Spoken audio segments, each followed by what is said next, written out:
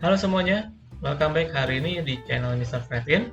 Dan seperti biasa kita akan review market lagi di dalam ISG Daily untuk hari Jumat tanggal 15 September di tahun 2023. Dan mungkin saya akan mulai dengan data ekonomi teman-teman, yang dimana kemarin seperti yang saya mention ya, kemarin itu di hari Rabu ada rilis data inflasi dari Amerika yang menunjukkan adanya peningkatan ya dari inflasi mereka yang semula 3,2%, sekarang meningkat menjadi 3,7% secara year on year teman-teman di bulan Agustus.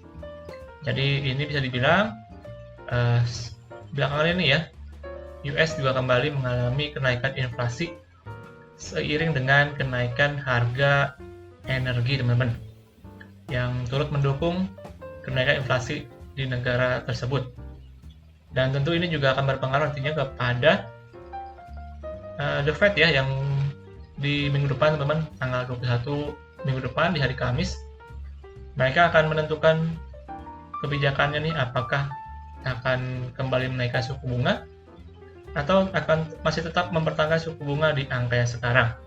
Jadi masih perlu dipantau untuk bagaimana keputusan The Fed ya di minggu depan nih.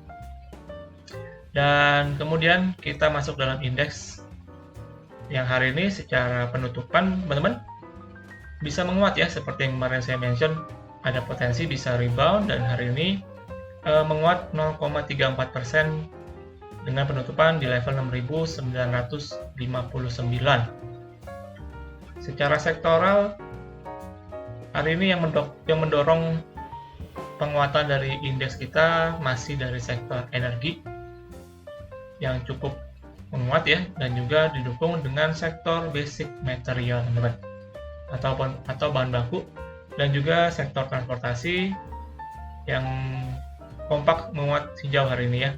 Sementara yang ditutup merah dengan pelemahan dari sektor non-cyclical, consumer good, lalu infrastruktur, dan juga sektor kesehatan teman-teman ya. Lalu rupiah sementara masih di kisaran 15.300an teman-teman. Jadi so far masih belum bergerak kemana-mana untuk rupiah kita. Dan secara teknikal kita akan lihat secara charting hari ini cukup bagus teman-teman secara candle sebenarnya. Di sini terjadi rebound hari ini dengan momentum ya, setelah kemarin berhasil berhasil bertahan di atas supportnya, dan hari ini terlihat secara indeks berhasil bisa menguat teman-teman. Dan untuk potensi kalau saya lihat di sini ya, karena kan so far berhasil bertahan di atas support di 6.900, kemudian tadi juga sempat menguji ke resisten di 6.960an. So far ini menjadi resisten pendek kita untuk indeks kita. Dan perlu dipantau kalau misalkan besok bisa berhasil breakout ke atas resisten tersebut, harusnya masih ada peluang untuk bisa kembali menguat ya untuk indeks kita, dan menguji kembali ke resisten yang cukup penting, yaitu di level 7.000 teman-teman.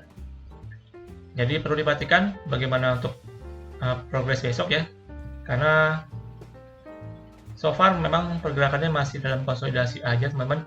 Kita di sini kalau kalian perhatikan ya, secara indeks dia pergerakannya dalam area konsolidasi di 6.900 sampai dengan 7.000.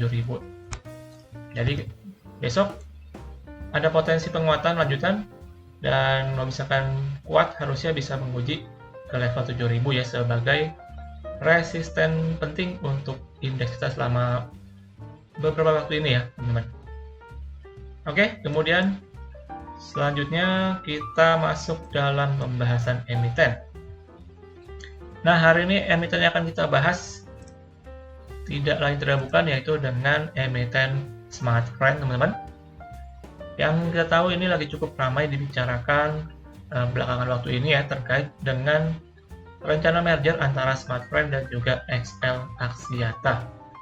Dan hari ini kembali kita akan update untuk beritanya yang nampaknya teman-teman ya, untuk sinyal mergernya itu semakin kuat nih. Dikarenakan kedua perusahaan tersebut dikabarkan telah melakukan pertemuan dengan pihak Kementerian Komunikasi dan juga Informasi atau Kominfo. Jadi di sini Smartfren dan juga XL ya, mereka melakukan pertemuan dengan pihak Kominfo mungkin untuk membicarakan bagaimana teknis setelah nanti proses merger itu terjadi ya. Mungkin membicarakan masalah jaringan dan lain sebagainya. Dan itu menimbulkan spekulatif yang semakin kuat bahwa mereka sebentar lagi akan melakukan merger teman-teman atau penggabungan dua perusahaan ya. Dan seiring dengan hal tersebut, tadi di transaksi market hari ini teman-teman, ada transaksi misterius di pasar nego itu dengan transaksi mencapai 1 triliun rupiah ya, cukup sangat besar. Ini terjadi di Smartfren, dan kalau kalian perhatikan ini dengan broker summary-nya teman-teman. Saya tunjukkan sekilas untuk broker summary-nya di sini. Namun ini saya record videonya belum jam 5 sore teman-teman, jadi belum kebuka ya untuk kode brokernya. Dan di sini bisa terlihat hari ini jamnya nggak ada teman-teman ya. Ini transaksi nego dengan jumlah volume 915 juta lot, which is itu mencapai 1 triliun lebih ya teman-teman, dengan harga rata-rata di 79. Jadi notabene ini harga mereka transaksi di atas harga reguler sekarang teman-teman, sehingga menyebabkan hari ini tadi kalau kalian perhatikan ya, ada lonjakan harga di emiten Smartfren. Dan mungkin kita juga akan langsung bahas secara teknikalnya ya untuk Smartfren. Nah, untuk Smartfren hari ini tadi sempat menguat sampai ke 67 setelah tadi mungkin ada transaksi crossing tersebut ya, yang notabene harga cukup atas. Jadi mungkin banyak spekulasi nih di emiten satu ini. Namun sayangnya secara closingan ini masih kembali ke harga 62 teman-teman.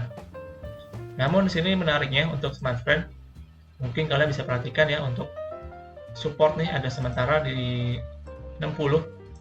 Ini support yang cukup penting menurut saya untuk Smartfren. Setelah kemarin berhasil ditembus harga 60, dan saat ini saya rasa support di 60 ini menjadi area yang cukup penting untuk Smartfren saat ini teman-teman. Namun secara tren sebenarnya kalau saya lihat masih di dalam konsolidasi ya untuk Smartfren. Di sini kalau saya kotakin mungkin areanya, nah di sini teman-teman, di kurang lebih 55 sampai dengan 66. Ini merupakan area konsolidasi untuk Smartfren. Jadi mungkin kalau kalian yang cukup yakin untuk emiten satu ini, silakan untuk akumulasi mungkin di area ini ya, dalam area ini di kurang lebih 55 sampai dengan 66 teman-teman. Nah, untuk resisten ya, Smartfren saat ini ada resisten cukup kuat, itu di 66. Ini cukup ampuh ya menahan pergerakan dari Smartfren selama beberapa waktu ini. Dan terlihat setelah kemarin sempat menyentuh ke resisten tersebut, langsung mengalami rejection dan mengalami koreksi kembali teman-teman ya. Jadi untuk kalian mungkin yang cukup yakin untuk bagaimana Smartfren ini cukup bisa menguat lagi, silakan coba spekulasi dan juga akumulasi di dalam area tersebut yang tadi saya gambarkan sebagai area konsolidasinya ya tentunya. Dan buat yang pendek, ini support 60, saya rasa ini cukup terjaga. Jadi untuk pendek bisa spekulasi di atas area tersebut teman-teman. Oke, itu untuk update sementara dari emiten Smartfren. Dan kemudian kita masuk dalam pantauan saham. Hari ini saya akan berikan kembali dua pantauan saham. Yang pertama dengan MBMA. Ini dengan emiten yang kemarin teman-teman. Kemarin saya sempat bahas untuk MBMA ya. Ini potensinya cukup menarik. Saya rasa MBMA dalam proses pullback ke supportnya itu di kisaran 800 sampai dengan 830. menurut saya bisa coba untuk spekulasi teman di dekat-dekat area tersebut ya, untuk swing dari segi supportnya. Namun secara pendek tadi sempat menguat untuk MBMA ini. Nah, kalau kalian perhatikan secara charting di sini, secara pendek dia sempat menguat breakout ke atas 850 teman-teman. Kemudian sedikit konsolidasi dan sekarang dalam proses pullback nih di sini. Jadi kalau menurut saya MBMA secara pendek bisa dipantau ya, dengan supportnya itu di 850 sampai dengan 860. Ini supportnya untuk MBMA so far. Harusnya kalau misalkan berhasil bertahan di atas area ini, ada potensi bisa kembali untuk lanjut menguat nih untuk emiten satu ini ya, di MBMA. Jadi silakan dipantau untuk emiten satu ini, di supportnya di kisaran 850 sampai dengan 860 teman-teman.